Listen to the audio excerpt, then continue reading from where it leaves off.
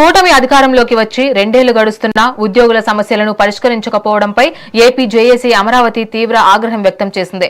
Eluru division సమావేశంలో జిల్లా chairman Ramesh Kumar పాల్గొన్నారు. సమస్యలు తేల్చుకుంటే ప్రత్యక్ష ఉద్యమానికి సిద్దమని హెచ్చరించారు.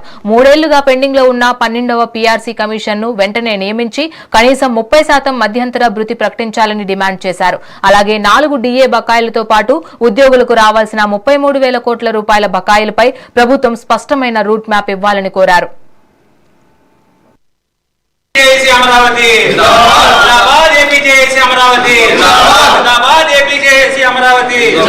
కేవలం ఈ 2 సంవత్సరాల్లో ఈ కూటమి ప్రభుత్వం ఒకే ఒక్క డిఏ ఇచ్చి సరిపెట్టుకుని తప్ప ఉద్యోగులకి చేసింది అయితే ఏమీ లేదు. ఏదైతే వీళ్ళు మేనిఫెస్టోలు ఇచ్చిన హామీలు కూడా ఉద్యోగులకి ఒక్కటి కూడా నెరవేర్చిన పరిస్థితుల్లో ఉంది. దానిలో భాగంగానే ఏదైతే ఏపీ జేఏసీ అమరావతి రాష్ట్ర నాయకత్వం బొప్పరాజన్న ఆదేశాల మేరకు ఇవాళ అన్ని జిల్లాల్లో కూడా డివిజన్ స్థాయి సమావేశాలు ఏర్పాటు చేసి డివిజన్ లెవెల్లో కూడా ఇది కిందకి తీసుకెళ్లే ఉద్యోగుల దృష్టికి తీసుకెళ్లే పరిస్థితిలో ఉంది. ఏదేంటంటే ఉద్యమ కార్యాచరణలో భాగంగా ఇవాళ ఏలూరు డివిజన్ సమావేశం ఏర్పాటు చేయడం జరిగింది.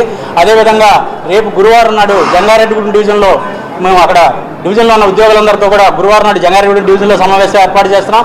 అదేవిధంగా ఆదివారం నాడు నూజివీడు డివిజన్లో సమావేశం ఏర్పాటు చేస్తున్నాం.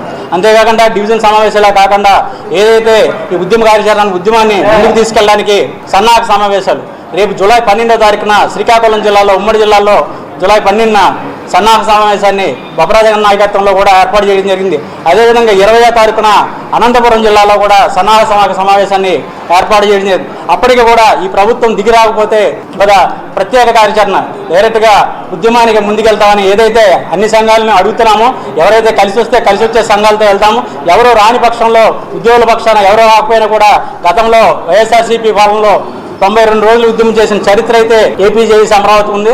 కేవలం ఈ 2 సంవత్సరాల్లో ఈ కూటమి ప్రభుత్వం